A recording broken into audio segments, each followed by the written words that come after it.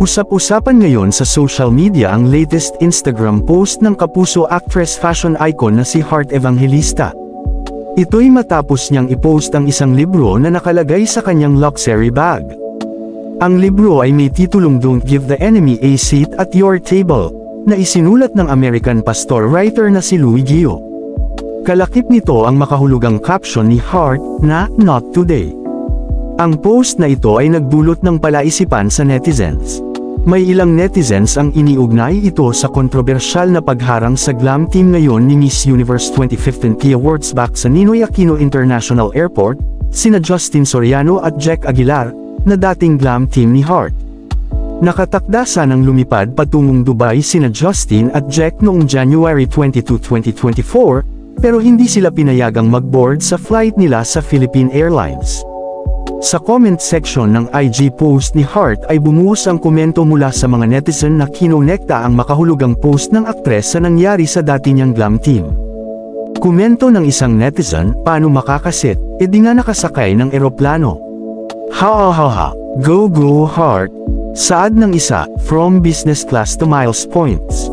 Sabi pa ng isa, kahit sa airplane daw wala silang seat hahaha. Wala tuloy sila sa window seat di pinayagan mag-flight. Shoutout, hirit pa ng isa.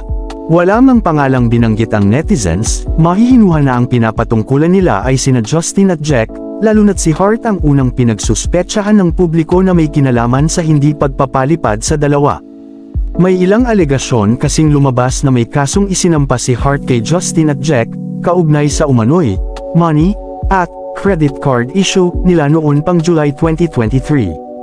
Mabilis naman itong nilinaw ng PEP ng eksklusibong makausap ni Karen Caliwara, executive editor ng PEP, noong Martes ng gabi, January 23, ang tatlong source mula sa circle nina Justin at Jack. Dito klinaro nilang walang hold departure order ang anumang korte sa Pilipinas laban kina Justin at Jack. Ang hold departure order, ayon sa elibrary.judiciary.gov.ph, ay iniisyu ng korte sa isang taong nahaharap sa criminal cases. Ayon sa sources ng PEP, wala raw alam na kinakaharap na kaso ang dalawa. Definitely wala pong hold departure order, sabi ng isang source ng PEP.